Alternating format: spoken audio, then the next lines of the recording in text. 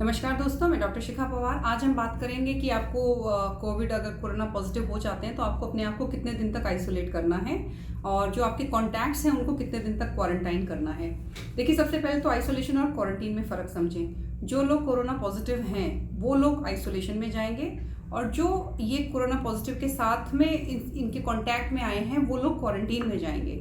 तो जो क्वारंटीन का समय है वो 14 डेज़ है, क्योंकि इस बीमारी का जो इंक्यूबेशन पीरियड है वो समवेयर बिटवीन 2 to 14 डेज़ है, मतलब 2 से 14 दिन के बीच में सिम्टम्स आते हैं। अगर आप क्वारंटीन में गए हैं और आपको बीच में सिम्टम आ गए, मतलब आपको सपोज 5th डे सिम्टम आ गए, उसके बाद आप आइसोलेशन वाली कैटेगरी में शिफ्ट हो जाएंगे।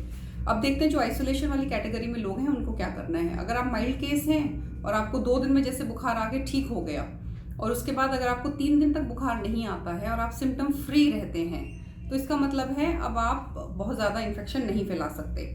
तो चलिए एग्जाम्पल ले लेते हैं। जैसे आपको संडे को बुखार आया, मंडे को आपको बुखार आया, तो मतलब संडे से आपको सिम्टम ऑनसेट शुरू हो गया। तो संडे से लेके मंडे ट्यूसडे आपको बुखार आया, उसके बाद आपको बुखार नहीं आया, वेडनेसडे थर्सडे फ्राइडे आपको कुछ ज़रूरत नहीं पड़ी दवाइयाँ लेने की। तो अगर ये 3 दिन आपके सिम्टम फ्री गए हैं तो मतलब सैटरडे से आप एटलीस्ट अपने होम आइसोलेशन को मतलब छोड़ सकते हैं and with a simple surgical mask may be you can come out of your house, मतलब आउट ऑफ योर रूम। लेकिन सोसाइटी में जाने के लिए आपको जो हमारी गाइडलाइंस हैं वो पूरे फुल 10 डेज के लिए बोलती हैं कि आपको पूरे मतलब 9 से 10 दिन आपको मतलब आइसोलेट करके रखना है अपने आप को।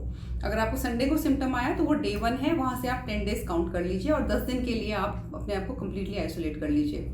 और फीवर फ्री 3 डेज हमें चाहिए, मतलब 3 दिन तक बुखार नहीं आना चाहिए, वो फीवर फ्री पीरियड है। मतलब उस वक्त आप पैरासीटामोल ना लें, ऐसी ज़रूरत ना पड़े। तो मतलब इसका मतलब आप ठीक हो गए हैं और आपका मतलब कोविड क्योर हो गया है। अब आते हैं मॉडरेट कैटेगरी में। अगर आप मॉडरेट कैटेगरी में गए हैं और अगर आपको ऑक्सीजन की रिक्वायरमेंट पड़ी है तो उस कैटेगरी में आप कैसे आइडेंटिफाई करेंगे। उसमें भी देखिए सेम है, आपको बुखार नहीं आना चाहिए, आपकी सांस नहीं फूलनी चाहिए और आपको ऑक्सीजन की रिक्वायरमेंट नहीं होनी चाहिए कम से कम 3 दिन के लिए। तो अगर आपके 3 डेज सिम्टम फ्री चले जाते हैं, उसके बाद आपको अपने आप को 7 डेज और आइसोलेट करना है। उसके बाद तो समझिए, लगा लीजिए आप 7 दिन आप बीमार रहे, 7 दिन बीमार रहने के बाद 3 दिन आपको कोई सिम्टम नहीं आया, तो ये 10 दिन हो गए। अब ये सिम्टम नहीं आया 3 दिन, उसके प्लस 7 डेज, तो टोटल अब आपके हो गए 17 डेज। ठीक है, तो ये डिपेंड करता है आपकी बीमारी पे। सपोज आपके सिम्टम्स जो हैं वो 10 दिन बाद ठीक होते हैं, 10 दिन तक आपको बुखार रहा, आपको सांस लेने में दिक्कत रही, उसके बाद आप ठीक हो गए और 3 दिन आपको कोई ज़रूरत नहीं पड़ी ना ऑक्सीजन की ना किसी दवाइयों की, तो वो हो गए आपके 10 + 3 13 डेज। तो बिल्कुल ठीक होने के बाद कंप्लीटली 10 डेज आपको इसमें देने हैं। तो ये है माइल्ड और मॉडरेट सिम्टम्स में आइसोलेशन के डेज, कितने दिन आपको आइसोलेट रहना है।